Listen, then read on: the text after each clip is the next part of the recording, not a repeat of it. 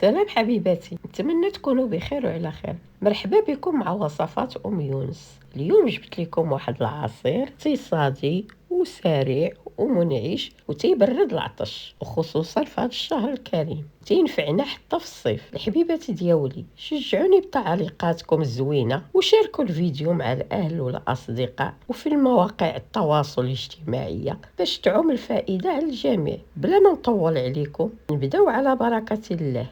الغزالات ديالي، تبعوا معايا المراحل من الاول باش ما تفوتكم حتى شي لقطه. بالنسبه للمكونات، عندنا سنيده حسب الذوق، عندنا حامضه، عندنا دانون الفاني، عندنا بنانه، عندنا نص رابعه ديال الفريز، عندنا واحد الفانية. حبيباتي، دابا غادي ناخذوا الحامضه ونقطعوها على جوج ونعصروها في العصاره الكهربائيه. كيف ما تشوفوا معنا، غادي ناخذوا النص الاول ونعصروه في العصاره الكهربائيه، ثم نضيفوا النصف الثاني ونعصروه مزيان. على هاد الطريقه حتى نكملوا عصير الحامض ديالنا.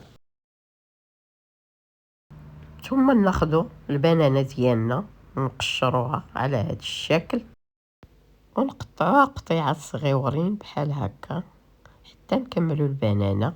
ودابا نجمعوا المكونات كلهم، نوجدوا الخلاط ديالنا الكهربائي ونضيفوا كاس ديال الماء على عصير الحامض.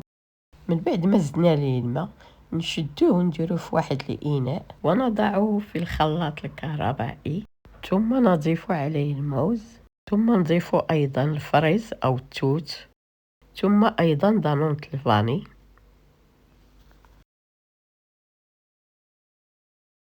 ثم نضيف الفاني، نضيف السكر على حساب الذوق ديالنا، نضيف لتر من الماء. على فكرة حبيباتي، اللي تيبغي العصير شويه خاطر ما يكملش داك لتر ديال الماء. دابا غادي نخلطوا المكونات ديالنا. عرفتوا الغزالات ديالي، هاد العصير تيجي لذيذ بزاف. كنتمنى تجربوه وتقولوا عليا في التعاليق. الحبيبات ديالي، عرفتوا تيجي المذاق ديالو بحال ضناب ولا رايبي.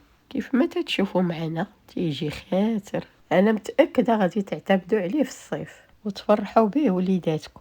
كيف ما شفتوا معنا المراحل، العصير ديالنا طبيعي 100%. تقدروا تضيفوا معاه واحد المكعبات ثلجيه او تعملوه في الثلاجه ديالكم حتى يبرد. حبيباتي، يمكن لكم تحضير هذا العصير الرائع في اي وقت من الاوقات. تبداو به الصباح ديالكم فيعطي الطاقه والحيويه، او كوجبه خفيفه بين الوجبات الرئيسيه، او في الصيف. ويمكن تحضيره بسهوله لوليداتكم باش يعطيهم واحد الطاقه والفيتامينات باش يساعدوهم في النمو الصحي. الغزالات ديالي، كنتمنى الفيديو يعجبكم. الا جربتوه ما تنساوش تقولوها ليا في التعليق، ولا تنسوا الاشتراك في القناه وصفات يونس وتفعيل زر الجرس ليصلكم كل جديد. وشكرا على مشاهدتكم.